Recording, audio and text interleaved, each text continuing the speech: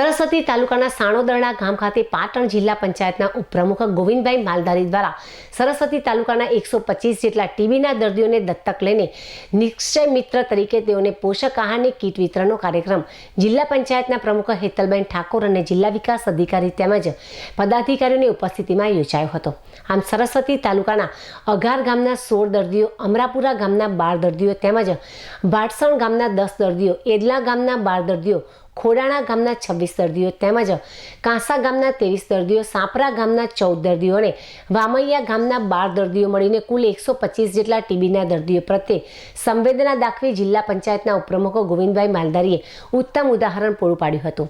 તો ટીબીના દર્દીઓને પણ કીટ વિતરણ કરનાર જિલ્લા પંચાયતના ઉપપ્રમુખ ગોવિંદભાઈ માલધારી પરિવાર દ્વારા ઉપસ્થિત તમામ મહાનુભાવોને રબારીની ઓળખ ગણાતી પાઘડી અને ખેસ પહેરાવીને સન્માન કરવામાં આવ્યું હતું। ત્યારે સમસ્ત ગ્રામજનો દ્વારા ગોવિંદભાઈ માલધારી પરિવારનું ભવ્ય સન્માન તેમજ સ્વાગત કરવામાં આવ્યું હતું અને જિલ્લા પંચાયત પ્રમુખ હિરલબેન ઠાકોર તેમજ જિલ્લા વિકાસ અધિકારી સહિત ઉપસ્થિત મહાનુભાવોના વરદ હસ્તે સરસ્વતી તાલુકાના 125 જેટલા ટીબીના દર્દીઓને ન્યુટ્રિશન કીટની સાથે રાશનની કીટોનું વિતરણ કરવામાં આવ્યું હતું। આમ ગુજરાત રાજ્યના આરોગ્ય વિભાગના રાષ્ટ્રીય નિર્મૂલન કાર્યક્રમ અંતર્ગત 100 દિવસની સઘન ટીબી નિર્મૂલન ઝુંબેશમાં જિલ્લા પંચાયતના ઉપપ્રમુખ ગોવિંદભાઈ માલધારી સહભાગી બની અન્ય રાજકીય વ્યક્તિઓને પણ ઉદાહરણ પૂરું પાડ્યું હતું। તો આ પ્રસંગે જિલ્લા પંચાયતના ઉપપ્રમુખ ગોવિંદભાઈ માલધારીએ ટીબી મુક્ત ભારત બને તે માટે અન્ય રાજકીય અને સામાજિક આગેવાનોએ પણ ટીબી દર્દીઓને દત્તક લેવા અનુરોધ કર્યો હતો। વડાપ્રધાન શ્રીનો ઉદ્દેશ છે કે ટીબી મુક્ત ભારત કરવું। એ અનુસંધાનમાં પાટણ જિલ્લામાં સરસ્વતી તાલુકામાં 125 ટીબીના પેશન્ટો હયાત છે।